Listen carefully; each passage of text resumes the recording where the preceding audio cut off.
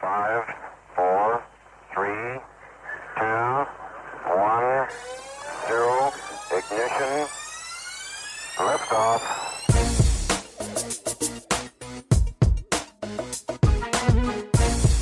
You're listening to the GHT Overland podcast.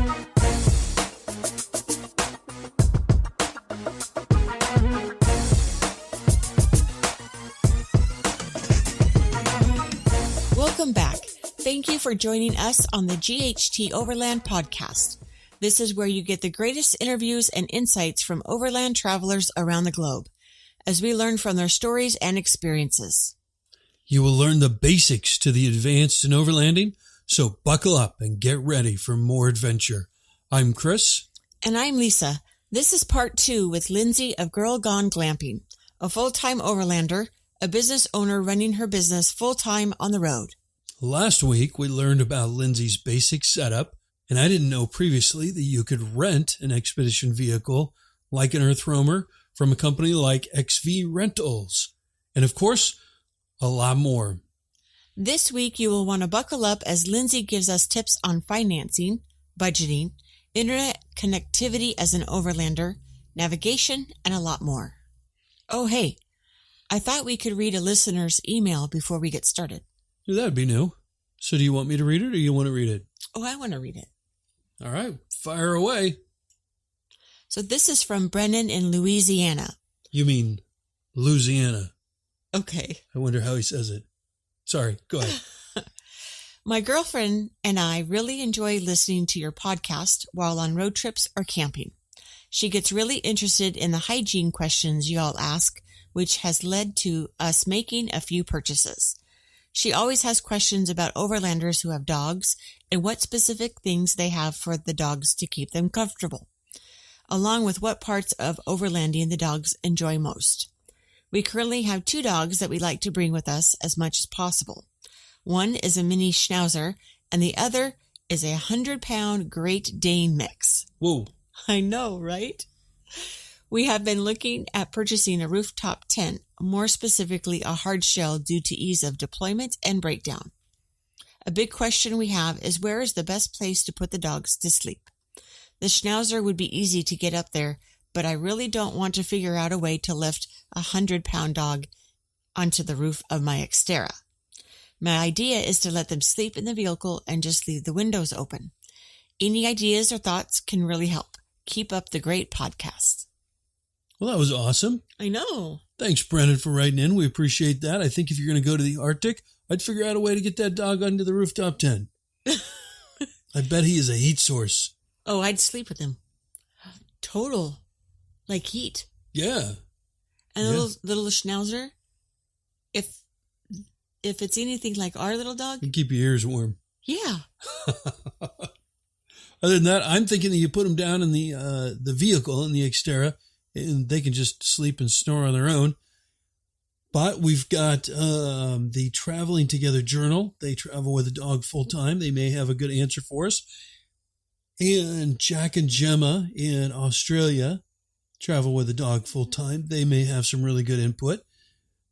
Other than that, you, the listener, probably have lots of great input. So feel free to write in, make some comments on Instagram or what have you, and we'll get those passed along.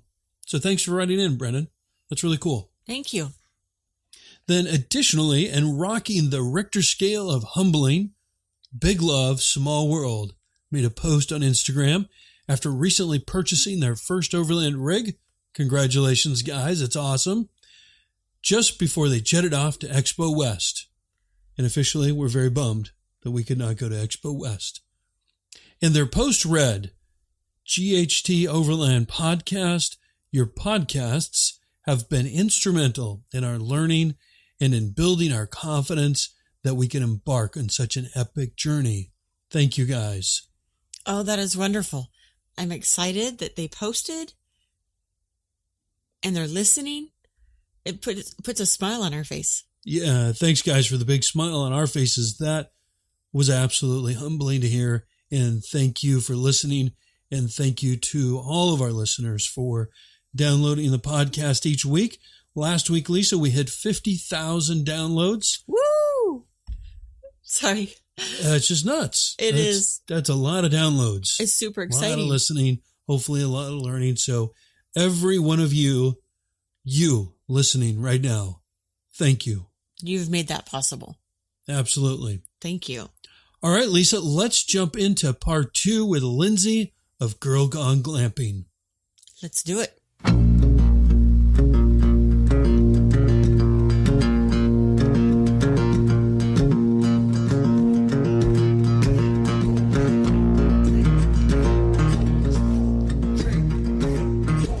What are some tips you have for safe money management? You know, I actually have been meaning to get a safe for 2.5 years, and I haven't yet.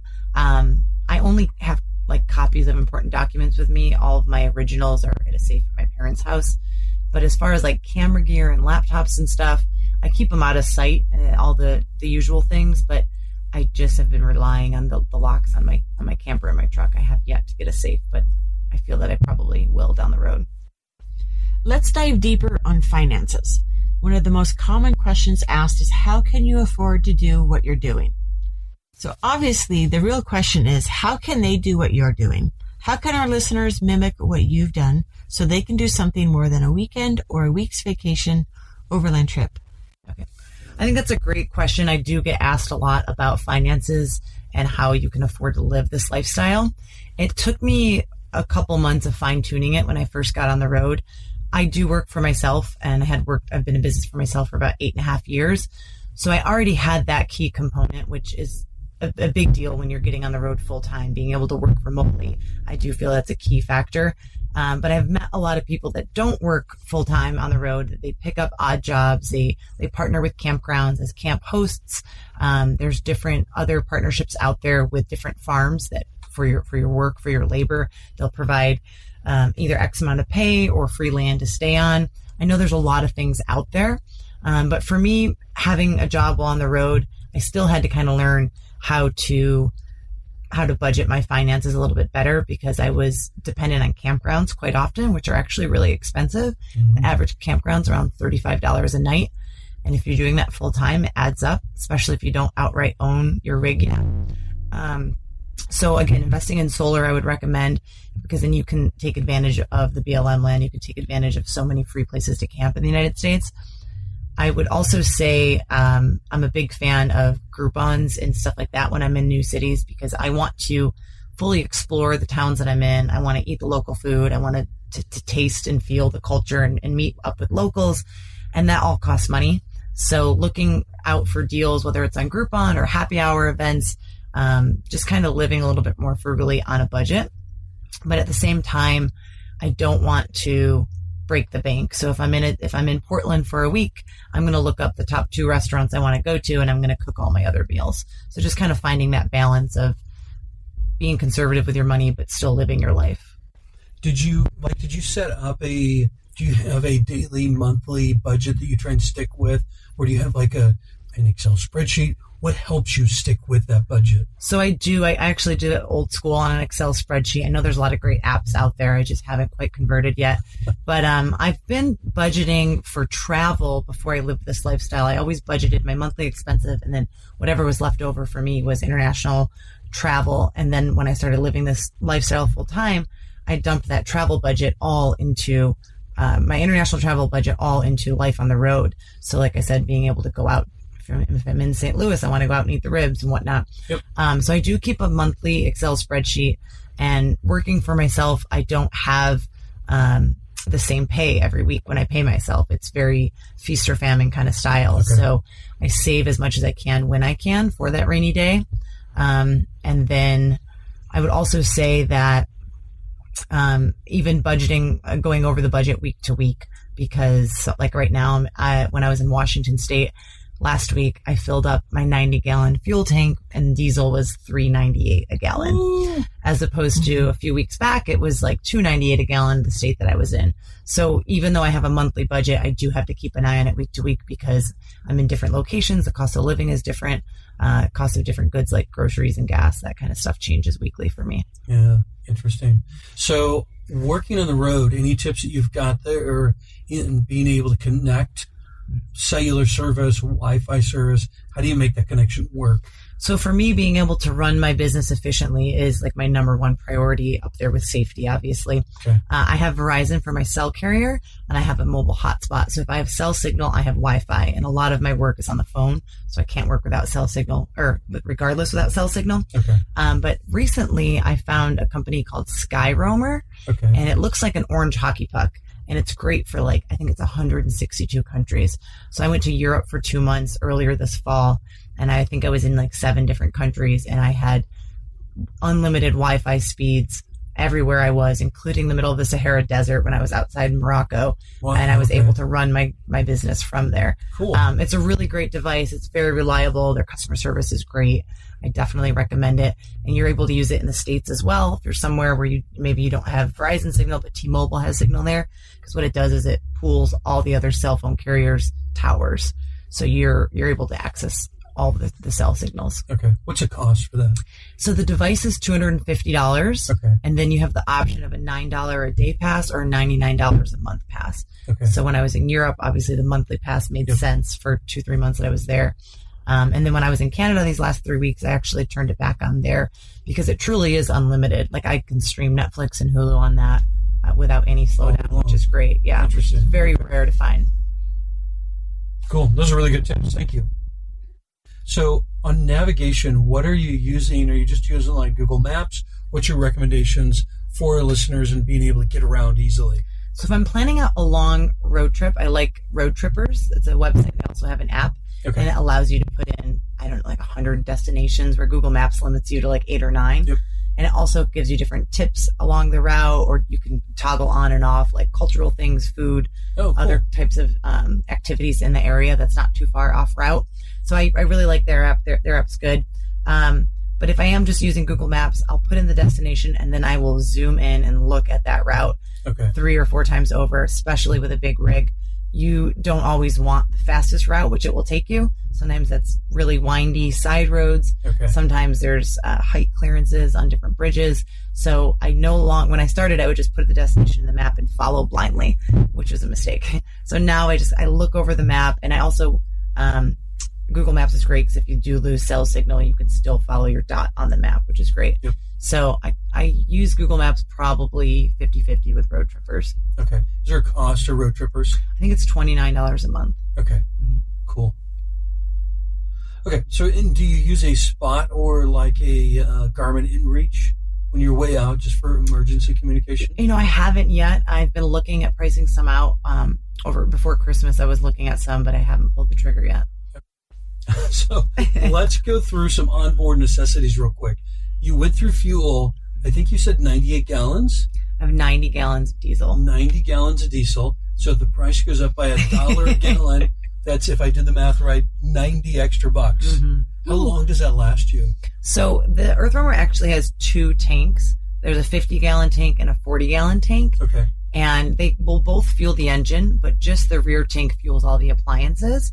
So in the winter, I always kept one tank completely full just for safety. Sure. And I obviously was the one that fueled my furnace. Yep. Because I left that furnace on 24/7, round the clock. But I'm getting about 9 miles to the gallon. Okay. And this rig, fully weighted out, full water, full gas tanks, is 18,000 pounds. So it's not too bad considering. I think it's very close to what my GMC gets towing a trailer. Okay. And when I was first getting on the road, I was looking at gas jobs versus diesel trucks, and I was trying to figure out what's going to be the best. To me, it's par for the course. You want to live on the road, you want to go everywhere. Fuel is a necessity, and to me, I just look at it as par for the course. Okay, very good. How much water do you carry, and do you have any filtration? I do. This actually has a double filtration. I started drinking the water in this when I first filled it up, but I could tell the tank hadn't been rinsed as many times because it still had a chlorine kind of taste. Yeah. So I'll actually have a filter on a water bottle that I'll filter it from the tap. Okay. But it's 90 gallons of fresh water. Ooh. And I keep that very full just because the larger the mass of water, the longer it will take to freeze in cold temperatures. Oh, good point. So I keep that full in the wintertime. Okay. It is more weight to travel with, but it's worth it. It's a lot of weight. Yeah. It's a lot of weight. Okay, cool. And then you mentioned solar. How much solar do you use?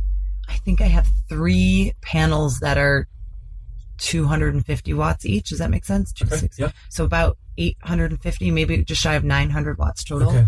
Do you have a generator as well, or just the solar? No, I have 3,000 watt inverter. Oh, you're set. Yeah. Okay. So I can blow dry my hair. I can use the microwave. And can you give us a little bit more detail? Is there any more detail we should know on the electrical setup that may be helpful for somebody else? You've got all these fancy buttons and lights and things up here. From the best that I can tell, and I haven't read the manuals front to back on this rig because I'm only in it for 3 or 4 months.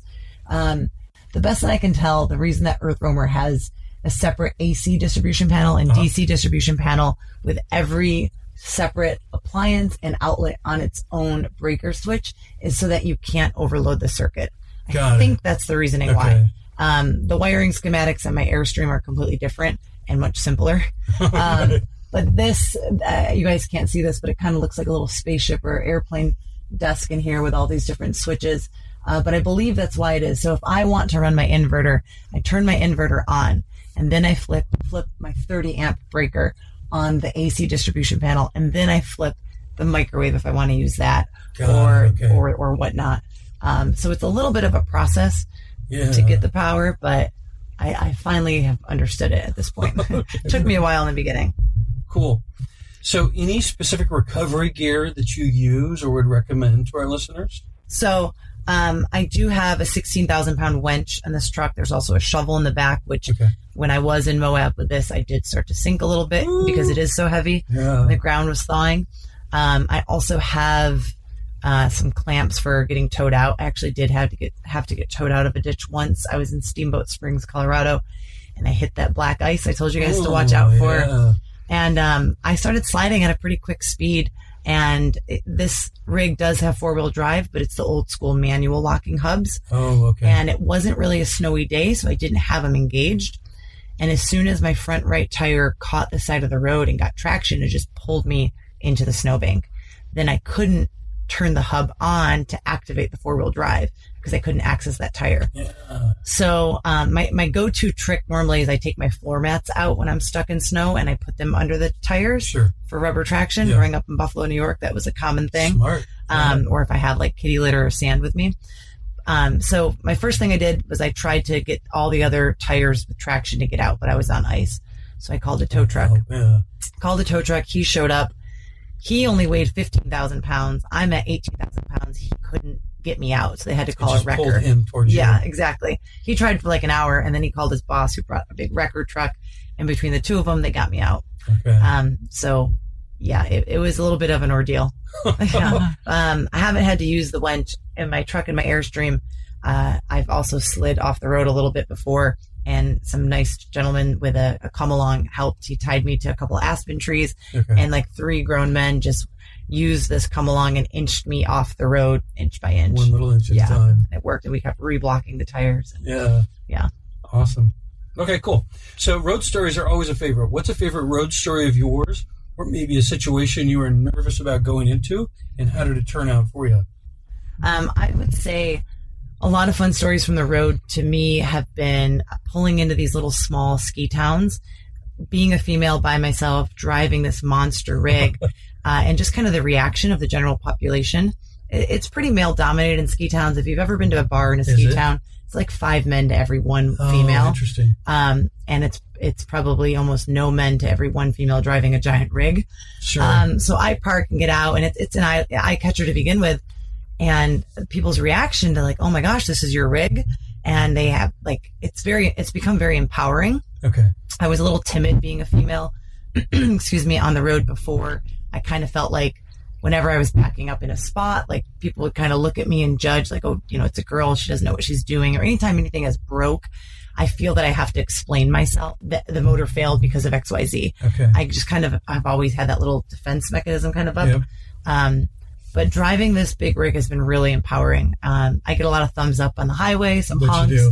And, I've had some knocks on my door when I open the door. I'm working from a parking lot, and people have been like, is this your husband's rig? And I just kind of smile and shake my head, and I'm like, no, sir, no, it's not. It's mine. And it's just like this shock on their face. And it's just like me nodding my head like, yeah, I'm a female, and us women can do anything that men can do too. So it's been very empowering. And it's been a lot of positive feedback as well. A lot of questions about this rig, and And I feel that people are surprised when I can answer the questions when they ask me the size engine and how much solar and how much battery power, and that I know what an inverter is, and that I understand the difference in AC and DC electric, which was all a steep learning curve getting on the road. And I can imagine. A lot of thanks to my father for hours of going over the manuals together and hours of reading the schematics, and whenever anything breaks, figuring out how it works, why it broke, and how to fix it. Okay. So you have a pretty deep understanding. Yeah, he's kind of raised me to be a little bit more mechanical than most female, but it's not to say that women can't understand those type of things. So sure. Yeah, it's been pretty empowering overall. Good for you. Thank That you. is great. Love that story. So philanthropy, any philanthropy you do or anything that you can think of that other overlanders maybe should take into consideration as they're going through their trips? So I will say that there's a lot of great organizations out there. One of my favorites is Charity Water. Okay. And if you haven't heard of Scott Harrison, he's the owner of Charity Water. He used to be like a nightclub promoter in New York City, and he kind of got burnt out and didn't feel that fulfilled with what he was doing, and was like on this mission to do good. And the business model of Charity Water, 100% of your donations go to the cause. It's completely different funding from the overhead of the actual running the business, which you know where your money's going. It's tracked. You can see it. I was involved with that charity when I lived in New York, well before this lifestyle. But now, having lived on the road where you have to look for fresh water sources, where you have to filter your water, where you conserve water by taking a 2-minute shower, it definitely hits home a lot more. And they have lots of great ways you can get involved. You can actually donate your birthday to Charity Water. So instead of receiving gifts, you can post on different social media sites a link, and instead of people giving you a $20 gift card for your birthday, they could donate right to Charity Water. So that's always a great way. He actually has a new book out I've been meaning to read, but it's just a good organization overall that I believe in. Yeah. And like I said, being on the road, it kind of ties into the need for water. We're very fortunate in the U.S. that we have clean drinking water almost everywhere. Maybe not Flint, Michigan, but almost everywhere. But Sorry, Flint, Michigan. but a lot of people in the world don't have that luxury, and I've traveled a lot internationally, and you're buying bottled water all the time, and not everybody can afford to do that. Okay.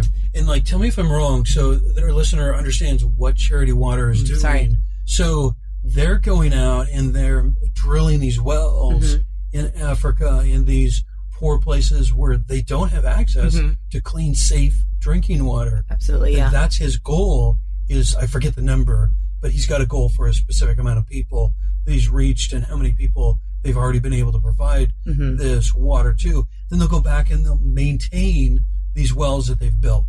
Absolutely. Did I get that right? Yep, you're correct. And I think there's 2 or 3 different methods for getting the clean water. One is drilling. One is like a rain filtration system, and I'm not familiar with the third. But they go in and assess what's best, what's gonna be like long-term success rates in these countries, and to see the pictures and then watch the videos of how it's changed these communities and how grateful people. I mean, it is life-changing. Yeah. And one of their big fundraisers they do in New York City every year that I would volunteer at. It was really cool. So they had this big catwalk set up. Okay. And every person that walked the catwalk, they had big donors like Caterpillar would donate $1,000. But you walk the catwalk with 2 big jerry canisters filled with water. Oh boy! To symbolize like the people in these villages that have to go walk for fresh water they have to and do. come back. Like Right? that is what they do all day, just to get live, water. to survive. Yeah. So it was kind of cool. You see these high name celebrities kind of getting involved and walking with these heavy jerry canisters to kind of build that picture of what it's like in these developing countries. Yeah. I think they're doing great work. Absolutely. So if you, the listener, are not familiar with Charity Water, definitely check it out. We'll have a link in the show notes that go directly there. That is an organization that is doing a lot of good throughout the world. Absolutely. And my birthday is this coming Thursday, and I'll be donating my birthday to Charity Water. So Awesome. And happy pre-birthday. Oh, thank you. Okay, cool. So this has been a lot of fun. Is there anything we've missed? I would say for anybody who's debating getting on the road, I know a lot of people like to have a set plan or a set amount of money saved up, and they think that that's the one way to do it. There's so many ways to live this lifestyle. If you want to do it part-time to kind of dip your toes in it, you want to do it long-term, longer weekends. I think just getting out there and experiencing it, you're going to figure out what works for you, what doesn't. I went around asking a million questions. What truck should I get? What size inverter do I need? I asked so many questions, and I had notebooks full of notes. And just getting out there and living through these experiences, I've fine-tuned what works for me and what doesn't. And I'm still really curious as to what my next vehicle will look like. I'm definitely intrigued with these adventure rigs, and these expedition vehicles have piqued my interest. And having an all-in-one unit, there's so many advantages than having a tow-behind trailer. So I'm very interested to see what I do next. And having this EarthRoamer for these 3-4 months has been a really great experience of testing the waters out on a vehicle like this. You can actually rent them from a company in Colorado called XV Rentals. Okay. And I do have a promo code for 15% off their rentals. Okay. Girl Gone Glamping 15, the number 15. Perfect. So let's wrap it up with some fun facts about you.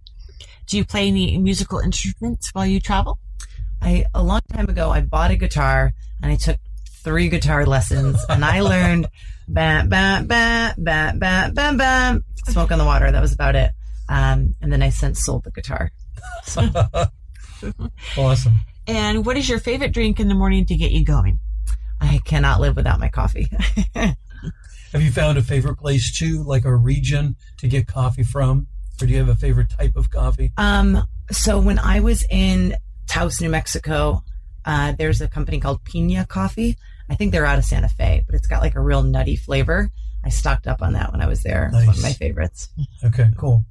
And a favorite beverage at night to wind down after a long day on the road? I like a good glass of red wine. Nice. And what is your best advice to aspiring overlanders like us? I think you are 100% capable of living this lifestyle. Any negative thoughts or any hesitations in your head, I don't know if I could do that. I don't know if I could do that. I can tell you 100% can. If I can do it, anybody can do it. That's cool. Well, great for you. Thank you. It's been very inspiring to learn from. So thank you for taking the time. So how can people learn more about you and what you're up to? So I've been basically focusing on Instagram. I had a blog for the first year, but it turns out when you're running a company full-time in a new city every 4 days, researching the next city you're going to go to and exploring the city you're in, you don't have a lot of free time. I do hope to get that blog back up and running, but as of right now, I'm just posting all my adventures on Instagram, which is Girl Gone Glamping. Any more information you'd like to give or useful resources that our listeners should check out? I use the app RV Parky a lot for free parking places to park at. It lists everything from Cracker Barrels, which are actually really rig friendly. There's actually designated parking, and there's 24/7 surveillance at most of them. Okay. I think like 90% of them allow rigs to park there. If you're in a small area like Providence, Rhode Island, you might run into an issue.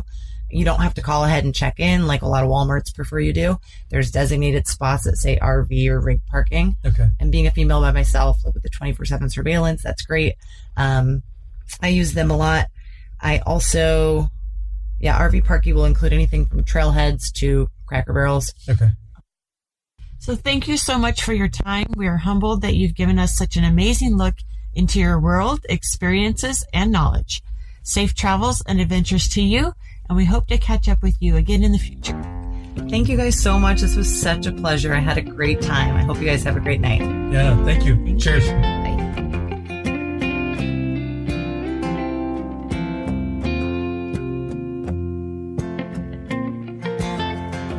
Super interesting that Lindsey brought up charity water.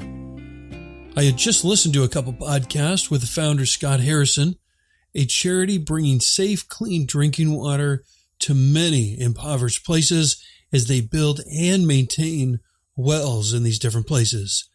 Definitely worth checking out. I thought her savings tips were smart while still getting out into a new city like Groupon and Happy Hour. Yep. Got to be smart with the funds. Learning about Skyroam was new, which pools together different cell carriers in the area, so you're not just stuck with one cell carrier. So that was pretty interesting. If you have a business that you're running from the road, I would definitely check that out. And Lindsey is a good example that women can be adventuresome overlanders either with or without a partner. Very inspiring to experience her confidence in person. I think that self-empowerment is in each and all of us. And I think she should reconsider the guitar playing. Her and Taylor Pauly might make that perfect duet. That's good. Probably.